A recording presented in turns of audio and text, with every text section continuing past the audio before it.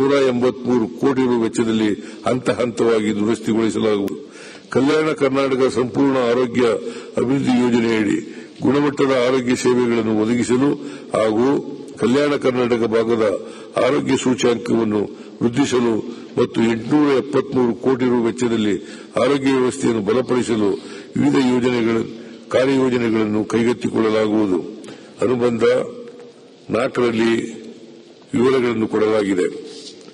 ಸರ್ಕಾರದ ವಿವಿಧ ಇಲಾಖೆಗಳಲ್ಲಿ ಗುತ್ತಿಗೆ, ಹೊರಗುತ್ತಿಗೆ ಹಾಗೂ ಗೌರವಧನ ಆಧಾರದ ಮೇಲೆ ಕಾರ್ಯನಿರ್ವಹಿಸುತ್ತಿರುವ 3 ಲಕ್ಷಕ್ಕೂ ಅಧಿಕ ಸಿಬ್ಬಂದಿ ವರ್ಗ ಹಾಗೂ ಅವಲಂಬಿತರಿಗೆ 5 ಲಕ್ಷ ರೂ.ವರೆಗೆ ನಗದು ರಹಿತ ಚಿಕಿತ್ಸೆ ನೀಡಲು ಯೋಜನೆ ರೂಪಿಸಲಾಗಿದೆ. ಸಿಬ್ಬಂದಿಯ ವೈಯಕ್ತಿಕ ಮಾಸಿಕ ವಂತಿಗೆ ₹100 ಮತ್ತು ಸರ್ಕಾರದ ಮಾಸಿಕ ವಂತಿಗೆ ₹200ಗಳೊಂದಿಗೆ ಸುವರ್ಣ ಆರೋಗ್ಯ ಟ್ರಸ್ಟ್ ಮೂಲಕ ಅನುಷ್ಠಾನಗೊಳಿಸಲಾಗುವುದು.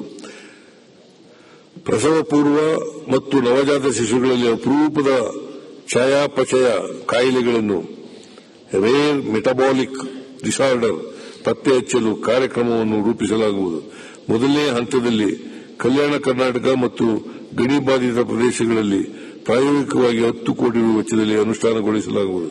ಮಹಿಳೆಯರಲ್ಲಿ ಗರ್ಭಕಂಠದ ಕ್ಯಾನ್ಸರ್ ಅನ್ನು ತಡೆಗಟ್ಟಲು ಪ್ರಥಮ ಹಂತದಲ್ಲಿ ಗಣಿ ಬಾಧಿತ ಮತ್ತು ಕಲ್ಯಾಣ ಕರ್ನಾಟಕದ ಪ್ರದೇಶದ 20 ತಾಲೂಕುಗಳಲ್ಲಿ 9 ಕೋಟಿ ರು ವೆಚ್ಚದಲ್ಲಿ 14 ವರ್ಷದ ಹೆಣ್ಣು ಮಕ್ಕಳಿಗೆ HPV ಲಸಿಕೆಯನ್ನು ನೀಡಲಾಗುವುದು. ಗೃಹ ಆರೋಗ್ಯ ಯೋಜನೆಯಡಿ 2024-25ನೇ ಸಾಲಿನಲ್ಲಿ 6 ಅಸಂಕ್ರಾಮಿಕ ರೋಗಗಳ ತಪಾಸಣೆ ಮತ್ತು ಚಿಕಿತ್ಸಾ ಕಾರ್ಯಕ್ರಮವನ್ನು ಕೋಲಾರ ಜಿಲ್ಲೆಯಲ್ಲಿ ಪ್ರಾರಂಭಿಸಲಾಗಿದ್ದು, ಈ ಯೋಜನೆಯನ್ನು 100 ಕೋಟಿ ರು ವೆಚ್ಚದಲ್ಲಿ ರಾಜ್ಯಾದ್ಯಂತ ವಿಸ್ತರಿಸಲಾಗುವುದು. ರಾಜ್ಯದಲ್ಲಿ 108 ಆಂಬ್ಯುಲೆನ್ಸ್ ಸೇವೆಯನ್ನು ಉತ್ತಮಗೊಳಿಸುವ ಉದ್ದೇಶದಿಂದ ಈ ಸೇವೆಯನ್ನು ನಿಯಂತ್ರಣ ಮಾಡುವ ಕಮಾಂಡ್ ಕಂಟ್ರೋಲ್ ಕೇಂದ್ರವನ್ನು ಆರೋಗ್ಯ ಇಲಾಖೆಯ ಅಧೀನಕ್ಕೆ ಒಳಪಡಿಸುವುದರ ಮೂಲಕ ಆರೋಗ್ಯ ಕವಚ ಸೇವೆಯನ್ನು ಬಲಪಡಿಸಲಾಗುವುದು. ಸಾಂಕ್ರಾಮಿಕ ರೋಗಗಳಾದ ಚಿಕನ್ಗುನ್ಯಾ, ಡೆಂಗ್ಯೂ ಹಾಗೂ ಮಲೆನಾಡು ಭಾಗದಲ್ಲಿ ಕಾಣಿಸಿಕೊಳ್ಳುವ ಕ್ಯಾಸ್ನೋರ್ ಕಾಡಿನ ಕಾಯಿಲೆಗಳಿಂದ ಪರಿಣಾಮಕಾರಿ ನಿಯಂತ್ರಣಕ್ಕಾಗಿ 50 ಕೋಟಿ ರು ವೆಚ್ಚದಲ್ಲಿ ವಿಶೇಷ ಅಭಿಯಾನ ರೂಪದಲ್ಲಿ ಮುಂಜಾಗ್ರತಾ ನಿಯಂತ್ರಣ ಕ್ರಮವನ್ನು ಕೈಗೊಳ್ಳಲಾಗುವುದು. ಶ್ರವಣ ಸಂಜೀವಿನಿ ಯೋಜನೆಯಡಿ ಮಕ್ಕಳಲ್ಲಿ ಕಂಡುಬರುವ ಶ್ರವಣ ದೋಷವನ್ನು ಆರಂಭದಲ್ಲಿಯೇ ಗುರುತಿಸಿ ಕಾಕ್ಲಿಯರ್ ಇಂಪ್ಲಾಂಟ್ ಶಸ್ತ್ರಚಿಕಿತ್ಸೆ ಹಾಗೂ ಇಂಪ್ಲಾಂಟ್ಗಳ ಬಿಡಿ ಭಾಗಗಳ ನಿರ್ವಹಣೆ, ದುರಸ್ತಿ ಮತ್ತು ಬದಲಾವಣೆ ಮಾಡಲು 12 ಕೋಟಿ ರೂಪಾಯಿಯನ್ನು ಒದಗಿಸಲಾಗುವುದು. ಹೆಚ್ಚಿನ ಟಿಬಿ ಪ್ರಕರಣಗಳಿರುವ ಆರೋಗ್ಯ ಕೇಂದ್ರಗಳಿಗೆ 25-26ನೇ ಸಾಲಿನಲ್ಲಿ 100 ಟ್ರೂ ನ್ಯಾಟ್ ಮೆಷಿನ್ಗಳನ್ನು ಒದಗಿಸಲಾಗುವುದು. ಆಶಾ ಕಾರ್ಯಕರ್ತರಿಗೆ ತಂಡ ಆಧಾರಿತ ಪ್ರೋತ್ಸಾಹ ನೀಡುವುದರ ಮೂಲಕ ಗೌರವಧನವನ್ನು 1,000 ರು ಹೆಚ್ಚಿಸಲಾಗುವುದು. ಆಹಾರದ ಗುಣಮಟ್ಟ ಮತ್ತು ಸುರಕ್ಷತೆಯನ್ನು ದೃಢಪಡಿಸಲು ಸಂಚಾರಿ ಆಹಾರ ಪ್ರಯೋಗಶಾಲೆಗಳ ಮೂಲಕ ಆಹಾರ ಮಾದರಿಗಳನ್ನು ವಿಶ್ಲೇಷಿಸಿ ಅಸುರಕ್ಷಿತ ಮತ್ತು ಕಳಪೆ ಆಹಾರವನ್ನು ಗುರುತಿಸಿ ಕಾನೂನಿನ ಅನುಸಾರ ಕ್ರಮ ಕೈಗೊಳ್ಳಲಾಗುತ್ತಿದೆ. ಸಾರ್ವಜನಿಕ ಆರೋಗ್ಯ ಸಂಸ್ಥೆಗಳಲ್ಲಿ ಗುಣಮಟ್ಟದ ಔಷಧಿಗಳನ್ನು ವಿತರಿಸಲು KSMSCL ಸಂಸ್ಥೆಯನ್ನು ಬಲಪಡಿಸಲಾಗುವುದು. ವೈದ್ಯಕೀಯ ಉಪಕರಣಗಳ ಮೇಲ್ವಿಚಾರಣೆ ಮತ್ತು ನಿರ್ವಹಣೆಗಾಗಿ ತಂತ್ರಾಂಶವನ್ನು ಪರಿಚಯಿಸಲಾಗುವುದು. ಸುಟ್ಟ ಗಾಯಗಳ ತಡೆಗಟ್ಟುವಿಕೆ ಹಾಗೂ ಸಂತ್ರಸ್ತರ ಚಿಕಿತ್ಸೆಗೆ ಸಂಬಂಧಿಸಿದಂತೆ ಸುಟ್ಟ ಗಾಯಗಳ ಚಿಕಿತ್ಸಾ ನೀತಿಯನ್ನು ರಾಷ್ಟ್ರದಲ್ಲಿಯೇ ಪ್ರಪ್ರಥಮವಾಗಿ ರಾಜ್ಯದಲ್ಲಿ ಜಾರಿಗೆ ತರಲಾಗುವುದು. ಆರೋಗ್ಯ ಇಲಾಖೆಯಲ್ಲಿ ಈ ಕೆಳಕಂಡ ಸುಧಾರಣಾ ಕ್ರಮಗಳನ್ನು ಪ್ರಸಕ್ತ ಸಾಲಿನಲ್ಲಿ ತೆಗೆದುಕೊಳ್ಳಲಾಗುವುದು. ಕೆಪಿಎಂಇ ಕಾಯ್ದೆಯಡಿ ನೀಡಲಾಗುವ ಮಾನ್ಯತೆ ಪ್ರಮಾಣ ಪತ್ರವನ್ನು 30 ದಿನದ ಕಾಲಮಿತಿ ಒಳಗಡೆ ಒದಗಿಸಲಾಗುವುದು. ಮೊಬೈಲ್ ತಂತ್ರಾಂಶದ ಮೂಲಕ ಹಾಜರಾತಿ ನೀಡುವ ವ್ಯವಸ್ಥೆಯನ್ನು ಜಾರಿಗೆ ತರಲಾಗುವುದು. ವರ್ಗಾವಣೆ ಕಾಯ್ದೆಗೆ ತಿದ್ದುಪಡಿ ತರುವ ಮೂಲಕ ಎಲ್ಲ ಅಧಿಕಾರಿ ಸಿಬ್ಬಂದಿ ವರ್ಗದವರಿಗೂ ಪಾರದರ್ಶಕವಾದ ವರ್ಗಾವಣೆ ನೀತಿಯನ್ನು ರೂಪಿಸಲಾಗುವುದು. ರಾಜ್ಯದಲ್ಲಿನ ತಾಲೂಕು ಆಸ್ಪತ್ರೆಗಳ ಆಡಳಿತವನ್ನು ಜಿಲ್ಲಾ ಶಸ್ತ್ರಚಿಕಿತ್ಸಕರ ವ್ಯಾಪ್ತಿಗೆ ಒಳಪಡಿಸಲಾಗುವುದು. ಇಲಾಖೆಯಲ್ಲಿ ಖಾಲಿ ಇರುವ ಕ್ರಿಟಿಕಲ್ ವೇಕೆನ್ಸಿ ಹುದ್ದೆಗಳನ್ನು ತರ್ಕಬದ್ಧಗೊಳಿಸಿ ಆದ್ಯತೆ ಮೇಲೆ ಭರ್ತಿ ಮಾಡಲು ಕ್ರಮ ಕೈಗೊಳ್ಳಲಾಗುವುದು.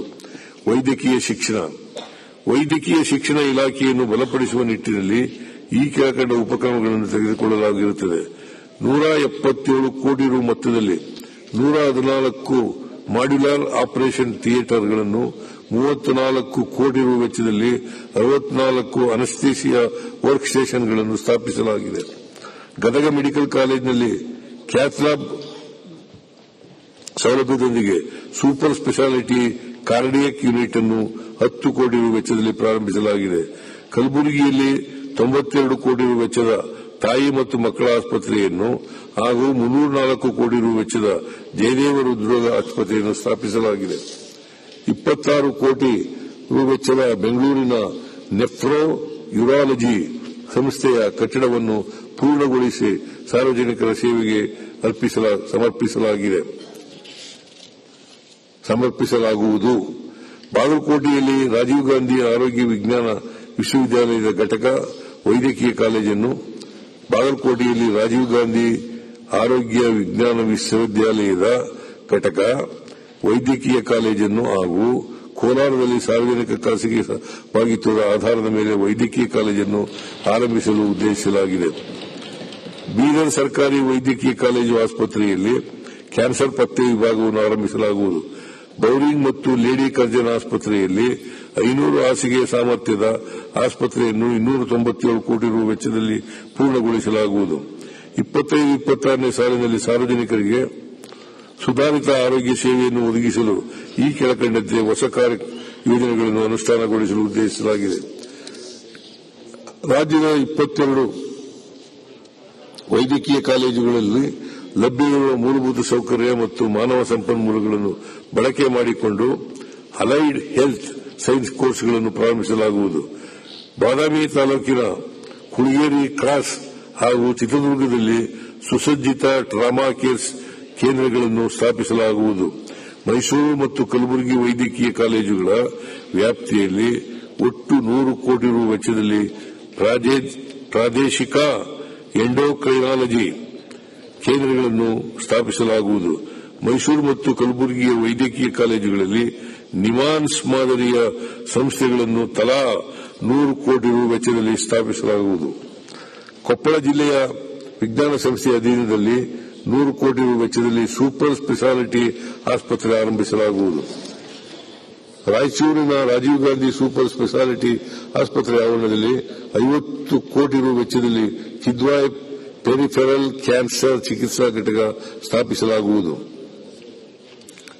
ಯಲಬುರ್ಗಾ, ಜೇವರ್ಗಿ ಮತ್ತು ಯಾದಗಿರಿಯಲ್ಲಿ ತಲಾ 6 ಕೋಟಿ ರು ವೆಚ್ಚದಲ್ಲಿ ಹೊಸದಾಗಿ ನರ್ಸಿಂಗ್ ಕಾಲೇಜುಗಳನ್ನು ಕೆಕೆಆರ್ಡಿಬಿ ಅನುದಾನದಲ್ಲಿ ಆರಂಭಿಸಲಾಗುವುದು. ಮಹಿಳಾ ಮತ್ತು ಮಕ್ಕಳ ಅಭಿವೃದ್ಧಿ. ರಾಷ್ಟವು ತನ್ನ ಅರ್ಧದಷ್ಟಿರುವ